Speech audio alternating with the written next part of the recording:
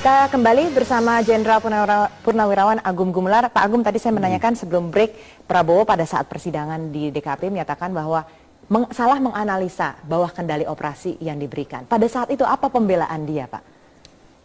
Sebetulnya begini, Kopassus itu secara garis komando, secara operasional itu di bawah kendali Pangap, Panglima ABRI, Pangap. Jadi saya rasa tidak ada istilah salah salah menganalisa BKO. Saya rasa tidak begitu ya. Tadi dikatakan bahwa apa yang dilakukan itu atas perintah. Kalau memang atas perintah berarti perintahnya Pangap.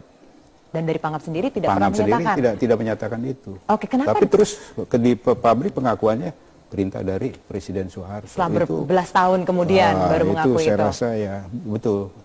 Oke. Nah, kenapa pada saat itu Pak dari DKP sendiri tidak merekomendasikan untuk dibawa ke Mahkamah Militer? Begini ya, waktu peristiwa ini terjadi, ini kan peristiwa besar ya, mengundang reaksi keras ya, respon keras baik dari dunia internasional ataupun dari dalam negeri.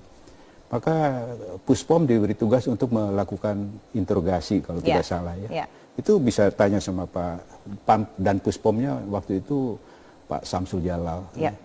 Dan ternyata Puspom kemudian merekomendasikan kepada Pangap agar supaya dimahmilkan. Jadi emang ada indikasi tindak pidana dari Puspom sendiri ya? Dimahmilkan ya. Tapi ya tahu sendiri ya suasana kebatinan waktu itu ya. Ya, yang namanya Prabowo itu kan mantu Pak Harto, mantu presiden ya. Jadi diperhalus lah, sudahlah selesaikan lewat DKP saja. Dibentuklah DKP, Dewan Kehormatan Perwira oleh Pangap. Ya, di mana ketuanya adalah Kasat.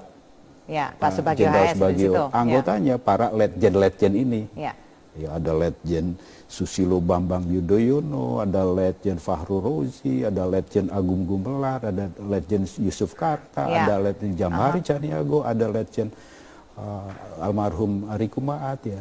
Yang akhirnya memberikan rekomendasi untuk diberhentikan pada saat itu. Ya, akhirnya rekomendasi dari setelah bekerja memeriksa kasus ini, DKP merekomendasikan agar supaya dia dipecat ya. Tetapi sekali lagi ya, karena statusnya sebagai mantu presiden waktu itu, mantu Pak Harto ya, diperlunak. Ya. Nah, berbicara soal diperlunak status ini, kemarin saya berbincang juga dengan Jenderal Purnawirawan Fahru Razi, di mana mantan anggota Dewan Kehormatan Perwira Jenderal Purnawirawan Fahru Razi menyampaikan alasan pemecatan dari Prabowo. Dari aspek kode kehormatan perwira, Prabowo yang saat itu menjabat sebagai Danjen Kopassus melakukan banyak kesalahan, termasuk menggerakkan pasukan untuk melakukan penculikan. Kita simak bersama. Kalau dari aspek kode kehormatan perwira, maka dia memang kesalahannya banyak sekali. Dia melakukan penculikan, meskipun awalnya tidak diakui, tapi belakangan diakui. Dan itu kan kesalahan yang sangat luar biasa. Dia menggunakan satuan Kopassus. Padahal Kopassus ini kan satuan elit, yang dilatih dan sangat disegani oleh dunia. Malah kenapa digunakan untuk penculikan dengan pertimbangan yang tidak logis gitu. Katakanlah belakangan pada saat dalam persidangan itu dia katakan bahwa ini membahayakan, saya lupa istilahnya, tapi katakanlah membahayakan kehidupan berbangsa. Apa betul anak-anak seperti ini membahayakan kehidupan berbangsa? Dan apa memang harus diculik oleh Kopassus begitu ya? Itu pertimbangan kami yang utama, dan kami ke belakang melihat beberapa kasus lainnya. Dalam banyak kasus lainnya memang kami diidentifikasi memang Pak Prabowo ini udah sangat tidak disiplin ya. Dalam beberapa tugas misalnya, mestinya satuan-satuan dia itu di BKU-kan, dia bukan satuan operasional. Perlu digarisbawahi bahwa Kopassus ini adalah satuan pembinaan. Dia bukan satuan operasional. Danjen Kopassus itu tidak punya kewenangan menggerakkan pasukannya. Dia hanya menyiapkan pasukannya. Yang menggerakkan pasukannya adalah Panglima TNI. Tapi acap kali juga kita temukan dia menggerakkan satuannya. Contoh yang paling jelek adalah pada saat penculikan ini. Kemudian juga pada saat tertentu, pada saat dia satuannya itu di BKU-kan kepada Kodam dalam tugas tertentu, mestinya atasan kesatuan itu adalah Pangdam. Pangdam karena satuan unitnya itu telah di BKU-kan kepada Kodam, maka atasan dari unitnya itu adalah Pangdam. Tapi banyak kami lihat kasus yang dia justru mengendalikan sendiri satuan itu. Dan itu sangat sangat menyalahi sistem yang ada di TNI, dan saya kira di dunia manapun begitu ya. Dan beberapa kasus lainnya, termasuk misalnya dia sering tidak ada di tempat, tahu-tahu kita tanya kemana dia ada di sebuah negara tertentu begitu ya. Dan ini sangat tidak disiplin dan membahayakan. Apalagi terakhirnya pada saat dia melakukan penculikan itu. Penculikan pada saat itu terus terang saja kami hanya fokus kepada yang diculik yang sudah kembali. Kami tidak sedikit pun menyentuh yang hilang. Dari hasil itu saja kami anggap dia sudah sangat pantas dipecat. Tapi kami sepakat tidak menggunakan kata pemecatan. Nah, Pak, dari Pak Fahrul Razi sendiri tadi menyatakan sepertinya ada yang istimewa lah kalau dari sepanjang karir Prabowo di militer ini. Bapak kan dulu atasannya juga nih, atasan Prabowo. Betul ada itu Pak adanya keistimewaan itu sebagai menantu presiden pada saat itu? Ada sekali memang ya. Banyak sekali keistimewaan atau privilege yang didapat oleh Pak Prabowo dengan statusnya sebagai mantu presiden. Termasuk menggerakkan satuannya sendiri. Ya, itu kalau itu sih bukan apa, itu sih sudah pelanggaran itu ya. Sudah indisipliner kalau itu sih.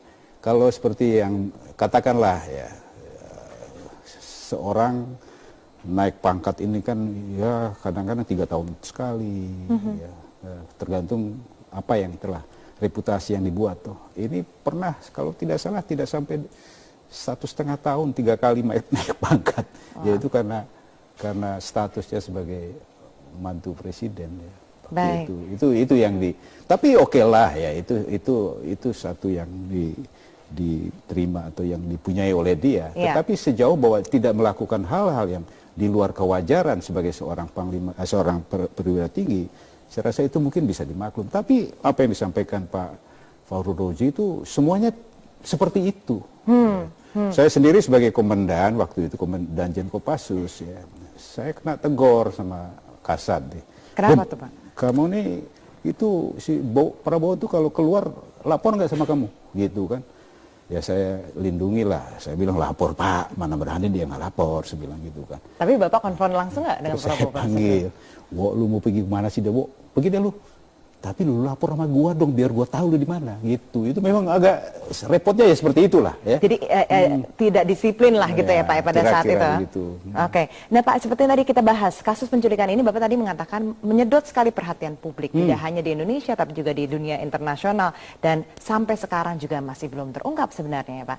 Berdasarkan persidangan atau tadi bertemu dengan Prabowo di Perpabri, kemana sih ini para aktivis itu Pak? Ya, kalau sudah berapa tahun nggak ada, ya berarti sudah nggak ada. Ya. Dikatakan nggak dengan Prabowo, di mana mereka sekarang, di apa, penghilangannya bagaimana? Itu katanya ada yang mengaku tahu katanya, Pak Kiflan-Zen. Coba Pak Kiflan-Zen panggil ke sini deh. Coba minta dijelaskan. Katanya Pak Kiflan-Zen tahu kemana yang 13 orang ini. Ya, diundang aja kemari dong Pak Kiflan-Zen. Baik.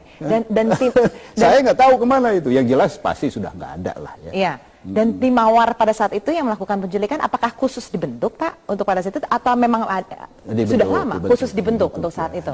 Siapa saja sebenarnya sih mereka ini Pak? Ya anggota anak buahnya Pak Prabowo ya. Itu kan ya ada perwira menengah, ada bintara, ada perwira, ada bintara. Ya. Oke, baik. Oke, Pak Agung, kita akan meneruskan perbincangan kami setelah jeda pariwara berikut. Tetaplah bersama Prime Time News.